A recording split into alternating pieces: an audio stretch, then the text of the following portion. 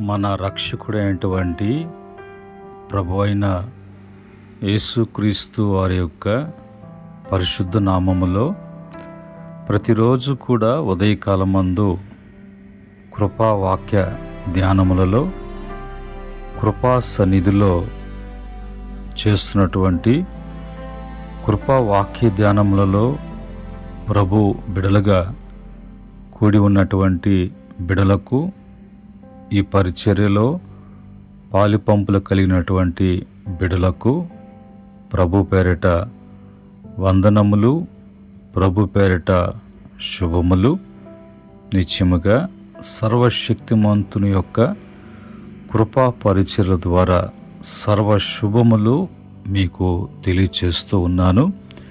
ప్రియమైన దేవుని బిడ్డలారా, ఈ సమయంలో మనము దేవుని వాక్యమును చదువుకొని దేవుని వాక్యమును ప్రార్థనాపూర్వకంగా మనం ధ్యానం చేద్దాం. పరిశుద్ధ బైబిల్ గ్రంథంలో నుంచి, కీర్తన గ్రంథంలో నుంచి ఒక కీర్తనను, ఆ కీర్తనలో ఉన్నటువంటి చరణాన్ని చదువుకొని మనము ప్రార్థనాపూర్వకంగా ధ్యానం చేద్దాం. కీర్తన 145వ కీర్తన 8వ చరణంలో ఉన్నటువంటి మాటని మనం చదువుకుందాం.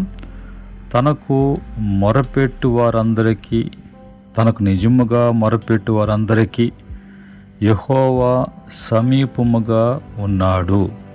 పరిశుద్ధుడా, మహోన్నతుడా, సర్వోన్నతుడా, సర్వశక్తిమంతుడా, ఉదయకాలమందు ప్రభు మీ కృపా సన్నిధిలో మీ కృపా వాక్యము కొరకు, నీ కృపా వాక్య ధ్యానములలో ఉన్నటువంటి సత్యాన్ని గ్రహించుటకు, లోబడుటకు, అన్వయించుటకు, అనుసరించుటకు మీ సహాయాన్ని వేడుకుంటున్నాం తండ్రి.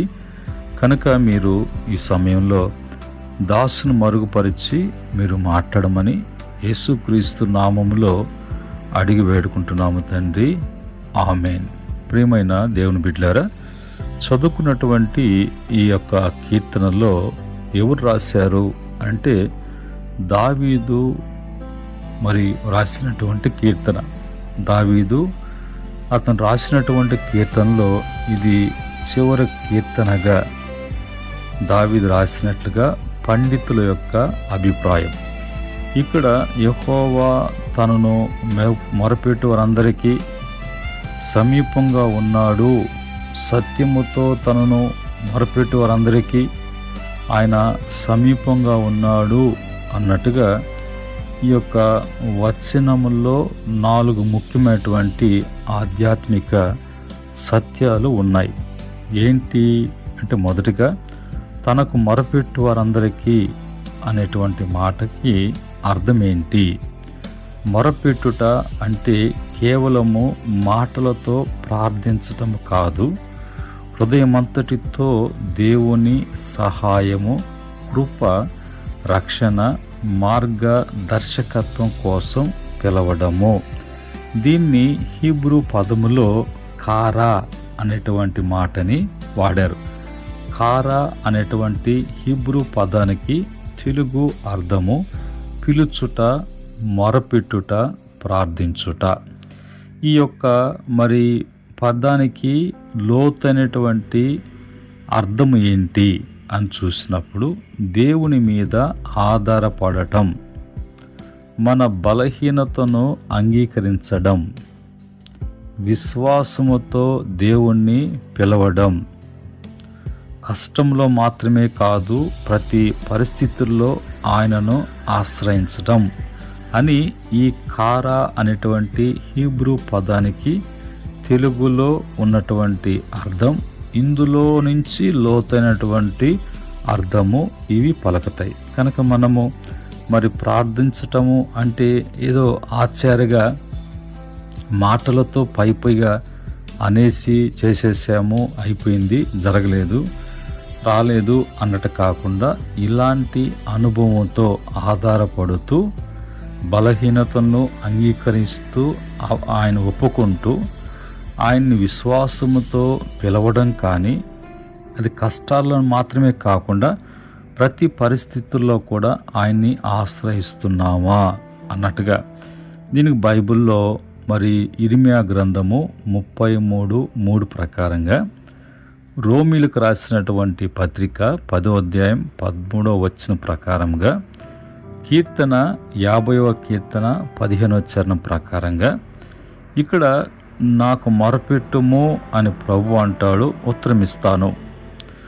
రోమీలకు పత్రికలో మరి ఆయనకు ప్రార్థన చేసేటి వారందరూ కూడా రక్షించబడతారు. ఆ ప్రార్థన వాళ్ళని రక్షిస్తుంది, కాపాడుతుంది, వారిని చేరదీస్తుంది అన్నట్టుగా 50వ కీర్తనలో నిజముగా ఆయనకి ఆపత్కాలములో మొరపెట్టినప్పుడు ప్రభు తప్పకుండా విడిపిస్తాడు, తప్పకుండా నడిపిస్తాడు, తప్పకుండా రక్షణ ఇస్తాడు, తప్పకుండా మేలు చేస్తాడు, తప్పకుండా ఆయన స్థిరపరుస్తాడు అని ఈ మొదటి మాటలో ఇంత అర్థం ఉంది, ఇంత భావం ఉంది.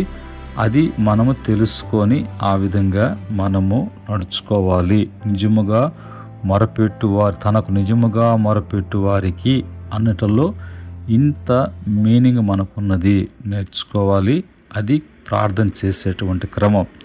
మనము ఆత్మీయ పాఠము ఏంటి మనకు అంటే, దేవుడు ప్రార్థించే వారిని నిర్లక్ష్యము చేయడు అనే విషయము మనకు తెలియాలి. తనకు రెండో మాటగా తనకు నిజముగా మొరపెట్టు వారందరికీ అంటే, నిజముగా అంటే ఏమిటి అంటే, దీనికి మరి తెలుగు యొక్క హెబ్రీ యొక్క పదము యొక్క అర్థం ఏంటి అంటే, బే ఎమేత్ అనే పదాన్ని వాడారు. నిజముగా అనటానికి బే ఎమేత్ అనే మాట వాడారు. తనకు నిజముగా మొరపెట్టు వారందరికీ అంటే, నిజముగా అంటే ఏంటి అంటే మరి హెబ్రీ పదం బే ఎమేత్. దీనికి అర్థము సత్యముగా, నిజాయితీతో, కపటము లేకుండా, సంపూర్ణ హృదయముతో, విశ్వాసపూర్వకంగా అనేటువంటి అర్థాలు ఇచ్చేటువంటి పదము బే ఎమేత్ అనేటువంటి పదాన్ని వాడారు. కనుక మనం చేసే ప్రార్థనలో నిజముగా అంటే సత్యముగా, నిజాయితీతో, కపటము అనేది ఏది కూడా లేకుండా సంపూర్ణ హృదయముతో విశ్వాసపూర్వకంగా దేవునికి మనము ప్రార్థన చేస్తున్నామా, ప్రార్థన చేసేటప్పుడు అలాగా చేయాలి.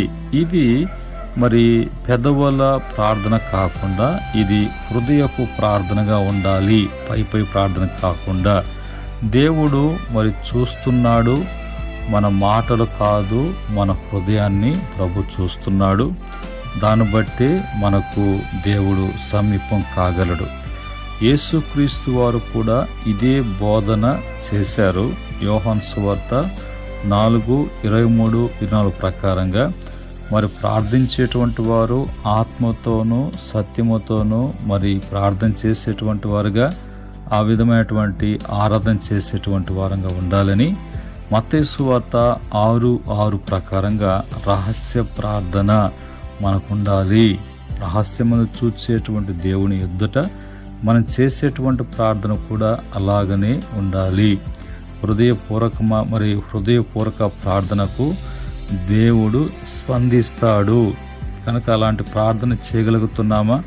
చేస్తే ఎందుకు స్పందించడం లేదు ప్రభు, ఎందుకు కార్యం చేయట్లేదు అనే విషయం కూడా మనకు తెలియదు. మూడవదిగా యెహోవా సమీపంగా ఉన్నాడు అనే మాటకి సమీపము హెబ్రీ పదము కరోవ్ అనేటువంటి పదాన్ని వాడారు. సమీపముగా ఉన్నాడు దేవుడు అంటానికి సమీపము కారోవ్ అనేటువంటి కారోవ్ అనే పదానికి మరి దగ్గరగా ఉండుట, సహాయం చేయటానికి సిద్ధముగా ఉండుట, విడిచిపెట్టకుండుట, తన సన్నిధిని అనువింప చేయుట అనేది ప్రభు యొక్క మరి కార్యాలు ఆ విధంగా ఉంటాయి. దీనికి లోతైనటువంటి అర్థం ఏంటి ఈ పదానికి అన్నప్పుడు, దూరంగా లేడు, దేవుడు దూరంగా లేడు, దేవుడు మన బాధలను చూస్తాడు, దేవుడు మన కన్నీళ్లను గమనిస్తున్నాడు, దేవుడు సమయానికి సహాయము చేస్తాడు. కనుక ఆయన సమీపమున్న దేవుడు. కారో అనే పదానికి అర్థము ఇది తెలుపుతుంది.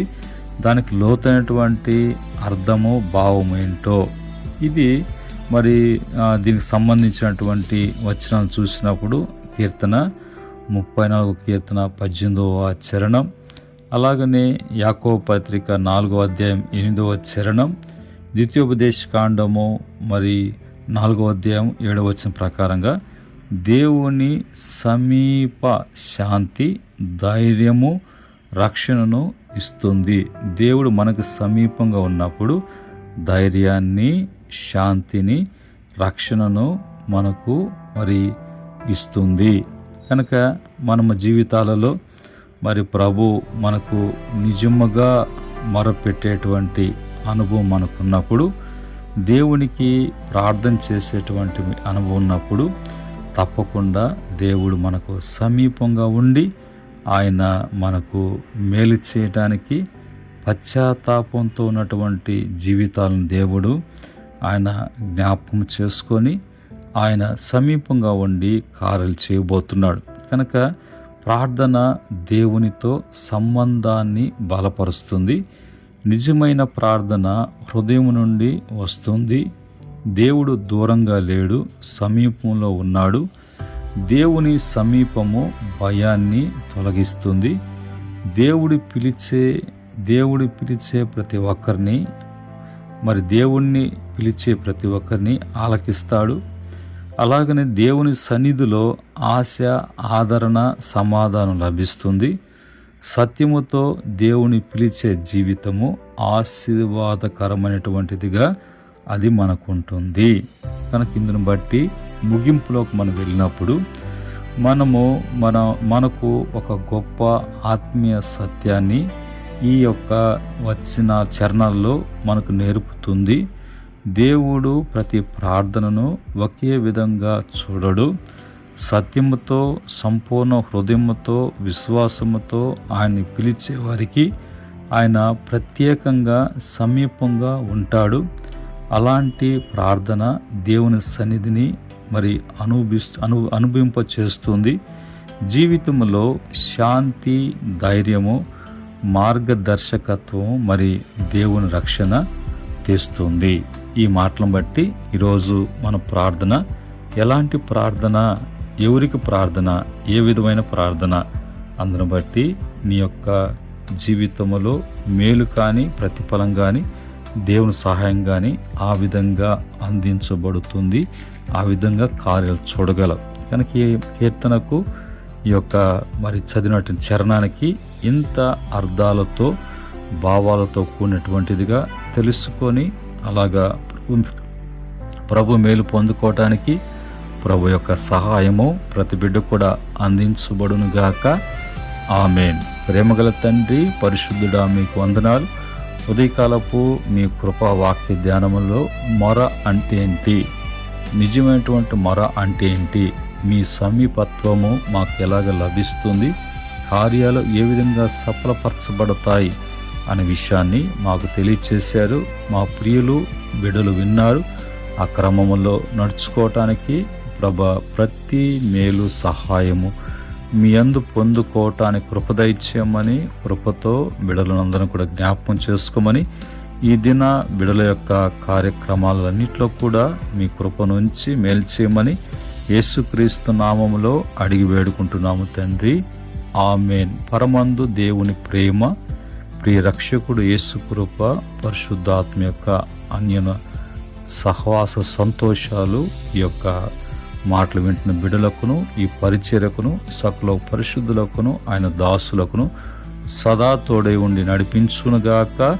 దైవాశిస్సులు మీ కలుగునుగాక. ఆమేన్.